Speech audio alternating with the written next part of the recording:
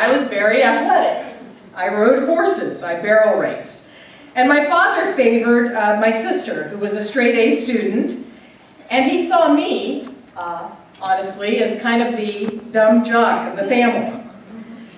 And I don't think I have to tell the students here that there's perhaps no more powerful motivator in life than proving your parents dead wrong.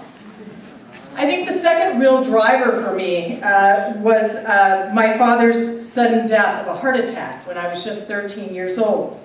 My mother decided that she didn't really like living in the United States, and she decided to take us all back to live in Argentina. But this was very bad timing. It was the 1974, and we were about to head into the beginning of the so-called dirty war in Argentina, where the military was about to take over, and they would end up disappearing. That's a euphemism for kill nearly 30,000 people. When I was 14 and 15 years old, I lived most days in total fear. The military would drive around in Argentina in these unmarked Ford Falcon cars, and they would pluck people off the streets, never to be seen again. It didn't take much to get targeted. You could have a beard. You could be a professor. Professors of psychology seem to be particularly targeted. You could be advocating for a more just society in Argentina. When I walked to school every day, I walked in pairs with a friend. In case one of us got picked up, hopefully the other one could run and tell our parents what had just happened. And I remember very clearly, as a precautionary measure, my mother one day took all my father's books out into the backyard and burned them, just in case.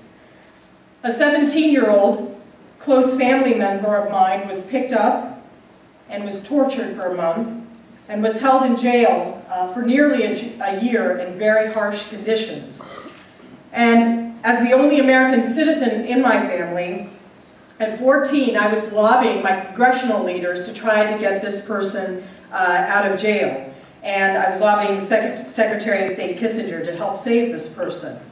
A 16-year-old, very good friend of mine, was picked up, leafleting against the military, and he never resurfaced. They ended up torturing him to death and breaking all the bones in his face.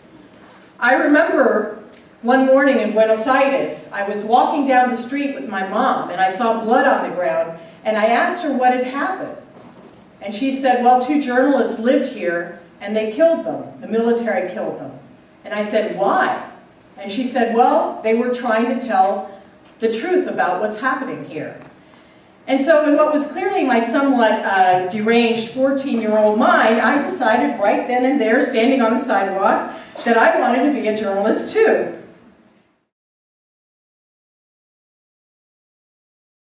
Clean. And I assumed this was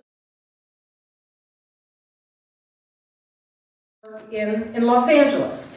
And at first, I mean, you can imagine, he's 5 years old. He's always played alongside his mother as she sold items from a wooden box on the dusty sidewalks of the capital of Honduras. She was there morning, afternoon, and night, and suddenly his mother has disappeared. And he begs his paternal grandma, who he's left with, when is my mommy coming back for me? Is she coming back?